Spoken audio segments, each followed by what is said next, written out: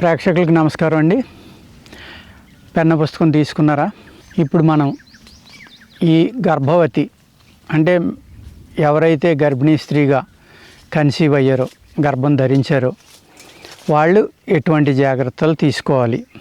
చాలామందికి ఈ గర్భం ధరించిన తర్వాత ఏమి తినాలి, ఏమి తినకూడదు అనేది డౌట్ వస్తూ ఉంటుందండి. బొప్పాయికాయ తింటే వీళ్ళకి అబార్షన్ అవుతుందని, గర్భం ఫెయిల్ అవుతుందని చెప్తారు మన పెద్దలు. నిజం కూడా అది.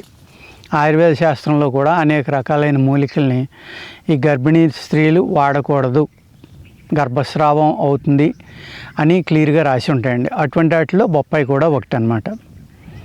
అదేవిధంగా ఈ గర్భం ధరించిన తర్వాత ఒక స్త్రీ గర్భిణీగా అయిన తర్వాత అనేక రకాలైన మినరల్స్ అవసరం అవుతాయండి బాడీకి. గర్భంలో కొత్త శరీరం తయారవుతుంది కదా, ఒక శిశువుకి జన్మనివ్వాలి కదా, ఆ శిశువుకి అవయవాలన్నీ ఏర్పడాలి కదండి. అందుకేంటంటే ఆ గర్భిణీ స్త్రీ అనేక రకాలైన జాగ్రత్తలు తీసుకోవాలి. మనకి ఈ గ్రహణాల్లో కూడా లోపలే ఉండాలంటారు, బయటికి రాకూడదంటారు, ఏది గెల్లకూడదంటారు. అనేక రకాలైన ఆంక్షలు మన హిందూ ధర్మంలో పెడతా ఉంటారు. అది ఎందుకోసం అని మనం అనుకుంటే అది చేదస్తం కాదండి. గ్రహణం అనేది ఎలా జరుగుతుంది అంటే, న్యాచురల్గా ఏ గ్రహణం అంటే ఏ గ్రహం యొక్క సూర్యగ్రహణం ఉందండి, అది సమ్మర్లో మార్నింగ్ 5:30కి సూర్యోదయం అయితే రాత్రి 6-6:30. ఈ వేసవికాలం అనేది 12 గంటలు దాటి కూడా మనకి ఈ సూర్యుడు భూమి మీద ఉంటాడు. అదే సూర్యగ్రహణం వచ్చిందనుకోండి, సగం కానీ పూర్తి గ్రహణం కానీ, ఈ సూర్యుడు మన భూమి మీద పడే కాంతిని సడన్గా ఆగిపోయి టైం కాని టైంలో ఆ చీకటి పట్టడం అనేది దానివల్ల ఏమవుతుందంటే అనేక కొత్త సూక్ష్మజీవులు, క్రిములు, వైరస్లు బయటకు వస్తాయి. మళ్ళీ సూర్యగ్రహణం పోయిన తర్వాత ఆ కాంతికి మళ్ళీ అన్నీ కూడా నిద్రావస్థలోకి వెళ్ళిపోతాయి. ఈ మేల్కొనే టైంలో గర్భిణీ స్త్రీ అనేది చాలా సున్నితంగా ఉంటుందండి. ఆ లోపల శిశువు అంతకంటే సున్నితంగా ఉంటాడు. కాబట్టి ఏంటంటే గ్రహణం సమయంలో నిలవ ఉన్న ఆహారం తినొద్దని, అదేవిధంగా ఫ్రెష్గా మళ్ళీ గ్రహణం అయిపోయిన తర్వాత స్నానం చేసి ఆహారం తినాలని, గ్రహణం టైంలో ఏమీ గెల్లకూడదని, బయటికి రాకూడదని, కొన్ని ఆహార పదార్థాలు తినకూడదని అనేక రకాలైన రిస్ట్రిక్షన్స్ మనకు ఎందుకు పెట్టారు అంటే, దానివల్ల అవయవ లోపం ఉన్న పిల్లలు పుడతారు అనేది పూర్వం నుంచి ఉన్న ఒక శాస్త్రం అండి, ఒక సైన్స్. అది శాస్త్రం అని కంటే సైన్స్ అంటే బాగుంటుంది. నిజం అది. ఎంతోమందికి ఎన్నో రకాలుగా చెడు జరిగింది. గ్రహణం మొర్రి అనేవారు అప్పట్లో. ఆ కేసులు ఇప్పుడు కనపట్టలేదు. కానీ ఈ మెడిసిన్స్ వల్ల ఆపరేషన్స్ అయ్యి చేసి కూడా చాలామంది సరి చేసుకుంటున్నారండి. ఎప్పుడైతే తల్లి గర్భం ధరించిందో ఒక స్త్రీ, అప్పుడు ఏమవుతుందంటే ఈ మినరల్స్ ఎక్కువగా కావాలి కాబట్టి ఆ మినరల్స్ అనేవి చాలా జాగ్రత్తగా తీసుకోవాలండి. తీసుకోకపోతే శిశువు నీరసంగా పుట్టడం కానీ, ఒక అవయవాల లోపంతో కానీ పుడతారు. అందులో వచ్చి ఇబ్బందులు కూడా ఉన్నాయండి. వేవిళ్ళు అంటాం మనం. అంటే ఏమవుతుందంటే ప్రతిదీ వికారం. ఏదైనా వాసన తగిలితే వికారం, ఏదైనా తిందామంటే దాని స్మెల్ వస్తే వికారం, దాని టేస్ట్కి వికారం. నీళ్లు తాగినా కొంతమందికి వామిటింగ్స్ అయిపోతూ ఉంటాయి. ఏ ఆహారం తిన్నా కూడా వామిటింగ్స్ అయిపోతాయి. దానివల్ల వీక్ అవుతారు. ఎప్పుడైతే తల్లి వీక్ అయిందో అప్పుడు బేబీకి కూడా ఆహారం పూర్తిగా అందదండి. అందుకే ఏం చేయాలంటే ఆయుర్వేదంలో ఒక అమృతం అంటారు అన్నమాట దీన్ని. ఏదంటే గర్భిణీ అమృతం అని ఒక మంచి చిట్కా అండి. ఇది చెప్తాను నేను. మీరు పెద్ద ఉసిరికాయలు ఉంటాయి కదండి, ఆ ఉసిరికాయలు తీసుకోండి. ఉసిరికాయలు తీసుకుని వాటికి ఒక తొనల్లాగా ఉంటుంది దాని షేపు, కట్ చేయండి అక్కడ ప్రతి చోట. చాకుతోటి ఇలా కట్ చేసి దాన్ని ఒక అరగంట గంట ఎండలో ఉంచండి. తీసిన తర్వాత దాన్ని తేనె తీసుకుని ఒక జాడీలోకి, ఆ జాడీ నిండే వరకు, తేనెలో మురిగే వరకు, అంటే మీరు ఒక 10 నెలలు తినాలనుకుంటే 300 ఉసిరికాయలు మీరు ఆ జాడీలో వేసుకోండి. ఆ తేనెలో ఊరిన ఉసిరికాయ తినగలిగితే ఉదయం సాయంత్రం, అలా తినాలంటే 600 వేసుకోండి. లేదు రోజుకి ఒక్క కాయైనా మినిమం తినండి. ఏది 20 రోజుల తర్వాత.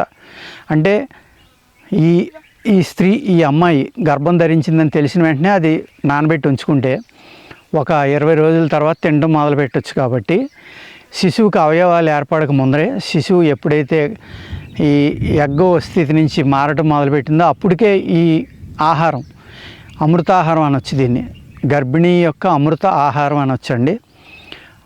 గర్భిణీ టానిక్ అనొచ్చు, అద్భుతమైన టానిక్ అనొచ్చు, దీన్ని ఆహారం అనొచ్చు. ఆ తేనెని ఒక చెంచా తీసుకుని ఆ ఉసిరికాయ అనేది ఒకటి కనుక తింటే కావలసినంత iron, vitamins, proteins, C vitamin, అనేక రకాలైన మినరల్స్ శరీరానికి అందటం, ప్లస్ ఏదైతే ఈ వికారం, వాంతులు, వేవిళ్ళు అంటారో అవన్నీ కూడా కంట్రోల్ అయిపోతాయండి. చాలా అద్భుతమైన చిట్కా అన్నమాట ఇది స్త్రీలకి, గర్భం ధరించిన స్త్రీలకి. అదేవిధంగా మనము ఈ గర్భిణీ ధరించిన స్త్రీకి అనేక కోరికలు, అది తినాలి ఇది తినాలి అని అడగటం, ఆ అడిగింది తప్పనిసరిగా తినిపించాలి అనేది మన ఆయుర్వేద శాస్త్రంలో కానీ మన పూర్వీకులు కానీ చెప్తారు.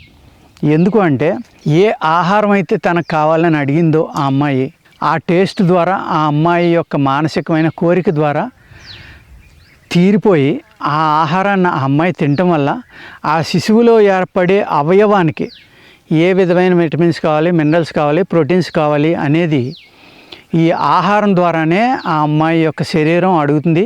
ఆ శరీరం బ్రెయిన్ అడిగితే బ్రెయిన్ మనకి సిగ్నల్ ఇస్తే పలానాది తినాలి, ఈ పండు తినాలి, ఈ స్వీట్ తినాలి, ఈ హాట్ తినాలనే కోరిక అమ్మాయిలో కలిగి నాకు ఇది తినాలని ఉంది అని అడుగుతారు వాళ్ళు. పూర్వం అందుకోసమే ఈ ఉమ్మడి కుటుంబాలు ఉండటం వల్ల మరుదులు కానీ, ఆడపడుచులు కానీ, లేకపోతే బావగారులు కానీ, అత్తమామలు కానీ, అమ్మా నాన్నలు కానీ గర్భిణీ స్త్రీని చూడడానికి వెళ్ళినప్పుడు అనేక రకాల పళ్ళు, స్వీట్లు పట్టుకెళ్ళేవారండి. ఎందుకు అంటే కారణం ఇది. ఆ అమ్మాయి అవన్నీ తినటం వల్ల, ఆవిడకున్న కోరికలు తీరడం వల్ల ఈ లోపల ఉన్న శిశువుకి కావాల్సిన ఆహారం అందుతుందని అర్థం అక్కడ. దాని వెనకాల ఉన్న సైన్స్ అదండి. అంతే తప్ప వాళ్ళకి ఏయో అవి తినాలి ఈ తినాలని కోరుతున్నారు, వాళ్ళకి వంక పెట్టుకుని మనం తింటాం, ఇది అన్నీ ఏదో చెప్తూ ఉంటారు కబుర్లు అని ఇటువంటిది మాట్లాడవద్దండి దయించి. ఎందుకంటే ఇది అద్భుతమైన సైన్స్. గర్భిణీ స్త్రీ నాకు పలానా వస్తువు తినాలని ఉంది అని చెప్పింది అంటే ఆ వస్తువుకి సంబంధించిన డెఫిషియన్సీ ఆ అమ్మాయి శరీరంలో ఉంది కాబట్టి ఆ డెఫిషియన్సీ ఆ శిశువుకి రాకుండా ఉండాలంటే తప్పనిసరిగా మనం అది ఇవ్వాలి వాళ్ళకి. ఇమీడియట్గా ఎక్కడి నుంచి అయినా సరే తెచ్చి వాళ్ళకి ఇచ్చి తినిపించడం వల్ల చాలా ఆరోగ్యకరమైన శిశువులు జన్మిస్తారనమాట. 3వ నెలలో ఏం తినాలి, 4వ నెలలో ఏం తినాలి, 5వ నెలలో ఏం తినాలి, ఇలాగా యాక్చువల్గా చెప్పాలంటే ఒక్కొక్క నెలలో ఒక్కొక్క అవయవం ఈ గర్భిణీ స్త్రీలో ఉన్న శిశువుకి నిర్మాణం అవుతూ ఉంటుందన్నమాట. అందుకేంటంటే మనం ఆహారం అనేది చాలా జాగ్రత్తగా ఇస్తే ఆ స్త్రీకి మంచి ప్రోటీన్ ఫుడ్ అవనివ్వండి, విటమిన్స్ అవనివ్వండి, మినరల్స్ అవనివ్వండి, అలాగే సంతోషంగా ఉంచడం అనేది చాలా ఇంపార్టెంట్ అండి. స్త్రీ ఎప్పుడైతే గర్భిణీ సంతోషంగా ఉందో ఆ శిశువు కూడా సంతోషంగా ఉంది, చాలా ఆనందమయంగా ఉంటుంది ఆ శిశువు కూడా. స్త్రీని బట్టే, తల్లిని బట్టే. తల్లి లోపలే ఉంది కదా, తల్లి పేగును పంచుకుంటుంది కదా ఆ శిశువు, ఈవిడ ఫీలింగ్స్ అన్నీ ఆ శిశువుకు ఉంటాయి. అదేవిధంగా 3rd మంత్ వచ్చిన కాడి నుంచి బయట మనం ఏం మాట్లాడుకుంటున్నామో ఏంటో అవన్నీ కూడా వాళ్ళు వింటాం. వాళ్ళు ఏకసంధాగ్రాహులుగా ఉంటారు. అది నేను అనేక వీడియోల్లో చెప్పాను. అందుచేత గర్భిణీ స్త్రీని చాలా జాగ్రత్తగా చూసుకోవడం, వాళ్ళకి దుఃఖం లేకుండా చూసుకోవడం అనేది, మంచి మంచి పాటలు వినటం, మంచి సంగీతం వినటం, అదేవిధంగా మంచి బుక్స్ చదవటం అనేది చాలా అంటే చాలా ఇంపార్టెంట్ అనమాట. ఇవన్నీ కూడా ఎందుకు అంటే ఆ శిశువుకి ఈ ఆనందం, ఈ నాలెడ్జి కూడా అందుతాయి. పుట్టబోయే శిశువు కూడా మంచి ఆరోగ్యంగా ఆనందంగా పుడితే మనకి సత్సంతానం కలుగుతుందండి. ఈ సత్సంతానం కలగాలి అంటే నేను చెప్పిన విషయాలు ఫాలో అవ్వాలి. ఏంటి అంటే ఆ ఉసిరితోటి చేసే అమృతం, గర్భిణీ టానిక్ అనేది తీసుకోవడం. ఒకవేళ నేను కాయ తినలేకపోతున్నాను, అది ఘాటుగా ఉంది, లేకపోతే తినలేకపోతున్నాను అనుకుంటే ఒక 4 చెంచాలు తేనె తీసుకోండి, ఒక ఉసిరికాయ తీసుకోండి, ఆ ఉసిరికాయ ముక్కలన్నీ తీసేసి గింజ వేరు చేయండి. అందులో ఆ తేనెలో కాస్త నీళ్లు పోసి ఈ ఉసిరికాయ ముక్కలు నలిగిపోయేలాగా కొట్టేయడమో నూరటమో చేసి ఫిల్టర్ చేసేసి అది తాగించేయండి. ఆ విధంగా అయినా కూడా చక్కగా పనిచేస్తుంది అనమాట. అంటే కాయ తినగలిగితే కాయ తినొచ్చు, లేకపోతే దాన్ని ఒక సిరప్గా కానీ జ్యూస్లో కానీ తయారు చేసి ఇచ్చేస్తే కూడా ఆ బాడీకి కావాల్సిన మినరల్స్ కానీ ఐరన్ అన్నీ అందుతాయి. ఐరన్ అనేది చాలా అంటే చాలా ఇంపార్టెంట్ అనమాట. ఐరన్ బాగా అందటం వల్ల తల్లి చాలా బలంగా ఆరోగ్యంగా ఉంటుంది, ఎముకలు గట్టిగా ఉంటాయి. పుట్టబోయే శిశువు ఎముకలు కూడా, ఈ స్కిన్ కూడా అన్నీ కూడా చాలా ఆరోగ్యంగా ఉంటాయండి. అదేవిధంగా ఒక నల్లని తల్లిదండ్రులు ఉన్నారు, వాళ్ళకి ఎంతసేపు మా బిడ్డ తెల్లగా ఉండాలి అని ఆ కుటుంబంలో అందరికీ కూడా కోరిక ఉండొచ్చండి. ఇక్కడ నేను ఒక అద్భుతం చెప్తున్నాను, ఒక మిరాకిల్ అన్నమాట ఇది. ఎంత సింపుల్గా చెప్తారో చూడండి. ఆయుర్వేదంలో మన పూర్వీకులు ఎంత మహానుభావులో చూడండి. 3వ నెల వచ్చిన కాడి నుంచి 2వ నెల ఆఖరిని మొదలుపెట్టి ఒక 5-6 నెలల పాటు కొబ్బరి కళ్ళు ఆ తల్లి తాగాలి, ఆ గర్భిణీ స్త్రీ తాగాలి. కొబ్బరి నీళ్లు, కళ్ళు అని కంటే నీళ్ళు అంటే రైటు. తాడి చెట్టు, ఈత చెట్టు కళ్ళు అంటారు. ఖర్జూరం, కొబ్బరి ఇలాంటి వాటిని తీసేది ఏమంటారంటే నీరు అంటారు. ఖజూర్ పానీ అంటారు, లేకపోతే కోకోనట్ నారియల్ పానీ అంటారు. నారియల్ పానీ అంటే కొబ్బరికాయ కొట్టిన పానీ, నీటిని కూడా నారియల్ పానీ అంటారు. పువ్వు నుంచి తీసే ఏదైతే నీళ్లు ఉంటాయో దాన్ని కూడా కొబ్బరి నీరు అంటారు. అది కనుక తాగారనుకోండి, ఒక 6 నెలలో 5 నెలలో తెల్లని మంచి కలర్ ఉన్న శిశువు పుడుతుందండి. ఇది ఆయుర్వేద శాస్త్రాల్లో రాసి ఉన్న ఒక గొప్ప రహస్యం అన్నమాట. ఇటువంటి రహస్యాలు అనేక ఉంటాయండి. ఆరోగ్యమైన శిశువు ఎలా కలగాలి ఏంటి అనేది. ఓకేనండి.